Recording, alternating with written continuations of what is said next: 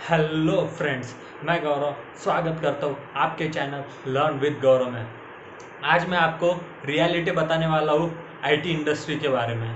तो जो लोग आईटी इंडस्ट्री में काम करते हैं उनके लिए यह बहुत ही यूज़फुल वीडियो होने वाला है। तो वीडियो शुरू करने से पहले नीचे दिए सब्सक्राइब बटन पर क्लिक कीजिए और बेल आइकन को दबाइए ताकि ऐसे ही education and career related video आप मिस ना करें। अगर आपने सब्सक्राइब बटन पर क्लिक किया और बेल आइकन को भी दबा दिया तो चलिए शुरू करते हैं। आज का जो हमारा वीडियो होने वाला है फ्रेंड्स, वो पूरा आईटी इंडस्ट्री के रिलेटेड होने वाला है।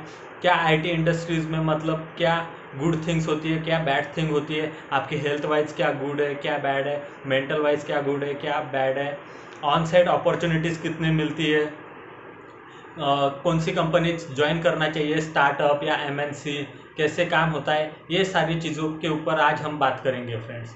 तो चलिए शुरू करते हैं। तो सबसे पहले मैं आपको एक बात बताना चाहूँगा। आप इंजीनियरिंग करते हो या फिर बीटेक करते हो अपना, या फिर बीसीए करते हो और आप आईटी कंपनीज़ में जाना चाहते हो, उसके बाद आपको दो ऑप्शंस रहते हैं। या तो आप एमएनसीज़ में जा सकते हो या फिर स्टार्टअप में जा सकते हो।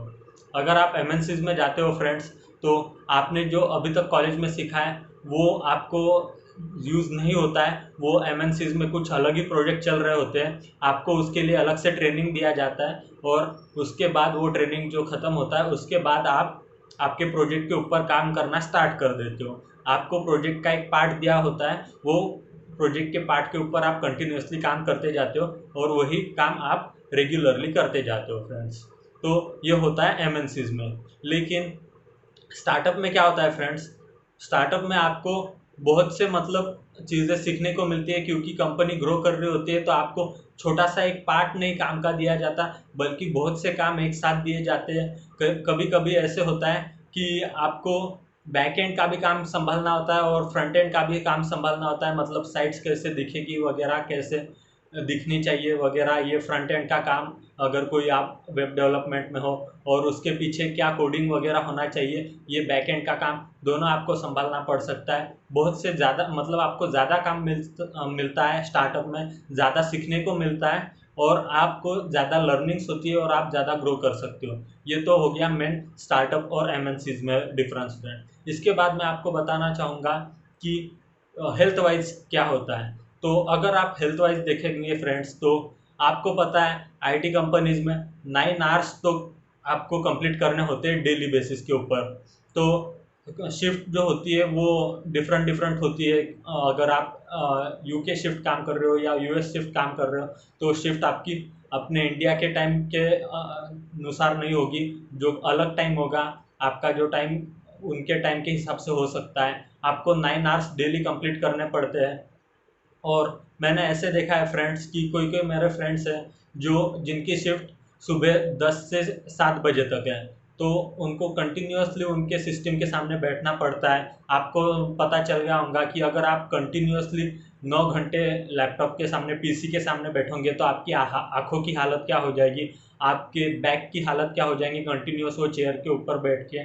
तो हेल्थ वाइज तो आपको समझ गया होगा कि ये आपको 10-15 ईयर्स के बाद कितना प्रॉब्लम देने वाला है, अगर आप डेली 9-10 आवर्स कंटिन्यूस पीसी के सामने बैठ रहे हो फ्रेंड्स। और ऐसे भी होता है कि अगर आप बीच में ब्रेक लेते हो, अगर आप बीच में टी ब्रेक लेते हो और बाहर जाते हो, तो आपको पंच करके बाहर जाना होता है। वो टाइम आपका कैलकुलेट नहीं होता है जब आप पंच इन वापस करते हो। तो मतलब उस दिन अगर आपने बीच में आधा घंटा टी ब्रेक लिया है तो आपको उस दिन 9.5 घंटे अंदर रहना पड़ेगा। तो आप समझ रहे हो फ्रेंड्स कि वो मतलब आपको कुछ भी करके अगर आप बाहर भी जाते हो तो आपको कैसे भी करके आपका जो वर्किंग आवर्स है वो 9 आवर्स तो होना ही चाहिए। ये सब एक्सक्लूड करके फ्रेंड्स, ये सब इसमें इंक्लूड नहीं होता है। तो अगर आप आधा घंटा वेस्ट करते हो बाहर, तो आपको उस दिन 10 से 7 की वजह 10 से 7:30 बैठना पड़ सकता है। तो ऐसे होता है फ्रेंड्स आपको।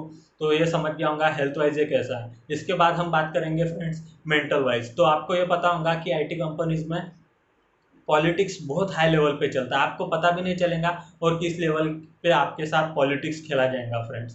तो आपको ये ध्यान रखना है फ्रेंड्स कि आपको सबके साथ अच्छे रिलेशन बिल्ड करके रखने हैं, क्योंकि कौन पीछे आपके बारे में क्या बात कर देगा, क्योंकि अल्टीमेटली जो आपका 1 साल बाद जो रिव्यू होता है, जो अप्रेजल होना होता है, जो रेटिंग्स आती है, वो मैनेजर डिसाइड करता है। और अगर पॉलिटिक्स गंदा चल रहा है और आपका किसी ने पीछे बैड फीडबैक दे दिया, भले ही आपने बहुत काम किया फिर भी आपको रेटिंग कम मिलेगी और आपका जो है अप्रेजल वो कम होगा फ्रेंड्स। इसीलिए पॉलिटिक्स से आपको बच के रहना है।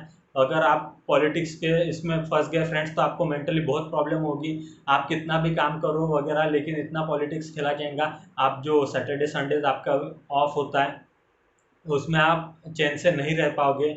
इसके बाद मैं आपको एक मेंटली प्रॉब्लम की और एक बात बताना चाहूँगा। जब प्रोजेक्ट डिलीवर करना होता है फ्रेंड्स तो इतना ज़्यादा काम आ जाता है। मेरे एक फ्रेंड का ही मैं आपको एग्जांपल बताना चाहूँगा। जब उसका प्रोजेक्ट डिलीवर होने वाला था तो उसके मैनेजर ने कहा था कि तुम मैट या फिर गद्दा घर से यहाँ पर ही लेके आओ, रात को यहाँ पर ही सोते जाओ और यहीं पर काम करते जाओ, क्योंकि अभी इतना काम है, इतना प्रेशर है। तो मतलब उसको इतने लेवल तक उन्होंने प्रेशराइज किया था कि उनको इतना काम करना है, क्योंकि प्रोजेक्ट डिलीवर करना है, ये डेडलाइन है, इस डेडलाइन के अंदर प्रोजेक्ट डिलीवर होना चाहिए। तो मतलब वो दिन के कभी कभी वो 14-15 घंटे भी काम करवाते थे फ्रेंड्स।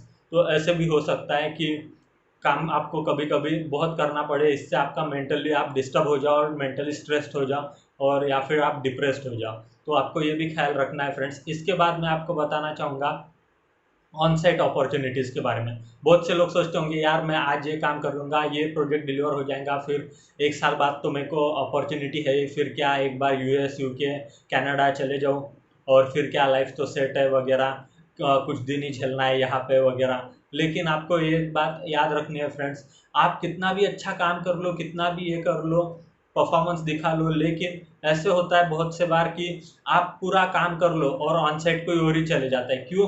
क्योंकि उसकी इंग्लिश अच्छी होती है, उसका मैनेजर के साथ रिलेशन अच्छा होता है। तो आपने जो काम किया वो आपको पता है कि मैंने सारा काम किया है, इसने खाली थोड़ा बहुत ध्यान दिया था या फिर थोड़ा बहुत काम इसने किया था, लेकिन सारा काम मैंने किया था, लेकिन इसको अपॉर्चुनिटी मिल गई। आप इस टाइम पे ऐसे कुछ नहीं कर सकते, क्योंकि पॉलिटिक्स होता है। आपकी शायद इंग्लिश बुरी हो तो और उसकी इंग्लिश ज़्यादा अच्छी हो तो उसको अपॉर्चुनिटी मिल सकती है और आपको अपॉर्चुनिटी नहीं मिल सकती, ऐसे भी हो सकता है। तो आपको ये भी बात ध्यान रखनी है फ्रेंड्स कि ऑन साइट जाने की जो अपॉर्चुनिटीज़ होती है इंडिया थ्रू, वो 10% से भी लेस लोगों को मिलती है। अगर आपको लगता होगा कि यार 1 साल काम कर लूँगा फिर मैं चले जाऊँगा, तो ऐसा नहीं होता है। बहुत से कम लोगों को ऑन साइट जाने का मौका मिलता है, और जो उनको मौका मिलता है वो उनको लाइफ के स्टार्टिंग के 3-4 ईयर्स में ही मिल जाता है। तो आपको ये ध्यान रखना होगा फ्रेंड्स कि अगर आपको भी ऑन साइट जाना है तो आपको फ्लुएंसी भी बढ़ानी होगी, आपको ऑलराउंडर होना पड़ेगा। आपको खाली आपके प्रोजेक्ट का नॉलेज होने से नहीं होगा।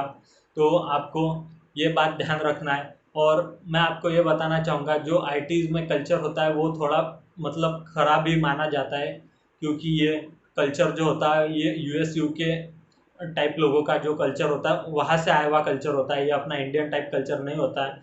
तो आपको वहाँ पे पॉलिटिक्स बहुत होगा, आपको मैनेजर का बहुत मतलब सुनना पड़ेगा, ऐसे हो सकता है। तो ये पॉलिटिक्स से बच के रहिए फ्रेंड्स। और मैं आपको बताना चाहूँगा अगर आप आईटी इंडस्ट्रीज़ में जाने वाले हो तो आपको पहले से माइंड सेट रखना होगा। अगर आपको इंटरेस्ट है तो ही आप इस फील्ड में जाइए फ्रेंड्स।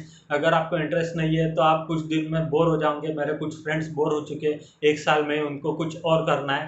तो मैं आपको बताना चाहूँगा अगर आपको इंटरेस्ट है तो ही जाओ, नहीं तो इसका ये पॉलिटिक्स और ये दिन भर कंप्यूटर के सामने बैठना और कंटिन्यूसली वो प्रोजेक्ट के ऊपर काम करना, क्योंकि अल्टीमेटली मैनेजर बोलता है उसको प्रोसेस चाहिए और प्रोसेस होती नहीं है, और कुछ भी प्रॉब्लम आ जाता है, क्लाइंट की तरफ से कुछ चेंजेस आ जाते हैं, तो आपको कंटिन्यूसली लगा रहना पड़ता है। और जो बिजनेस एनालिस्ट वाले होते हैं वो अपने ऊपर कुछ लेते नहीं है, वो सारा डेवलपर के ऊपर डाल देते हैं, फिर वो और टेंशन में आ जाता है। तो अगर आपको इंटरेस्ट है तो ही आप ये फील्ड में जाओ फ्रेंड्स, अगर आपको इंटरेस्ट नहीं है तो ये फील्ड में मत जाओ। तो ये जो मैंने बात की फ्रेंड्स, ये जो आईटी इंडस्ट्रीज़ में जाना चाहते हो उनके बारे में, जो एवरेज कॉलेज से पास आउट होके जाना चाहते हो मैंने उनके बारे में बताया। मैंने आईआईटीएंस को इसमें इंक्लूड नहीं किया है। आईआईटीएंस वालों की बात अलग होती है फ्रेंड्स, जो एवरेज कॉलेज से ज़्यादा लोग जाते हैं उनके बारे में मैंने ये बताया। और अगर आप भी जाना चाहते हो तो थोड़ा मतलब अपना माइंड सेट और अपना इंटरेस्ट जान के ही इस फील्ड में जाओ। तो थैंक यू फ्रेंड्स। अगर आपको ये वीडियो पसंद आया होगा तो इसे लाइक करो, हमें कमेंट करके बताओ कि आपका इंटरेस्ट है कि नहीं ये फील्ड में, और अपने फ्रेंड्स रिलेटिव्स के साथ ये वीडियो शेयर करो। ओके।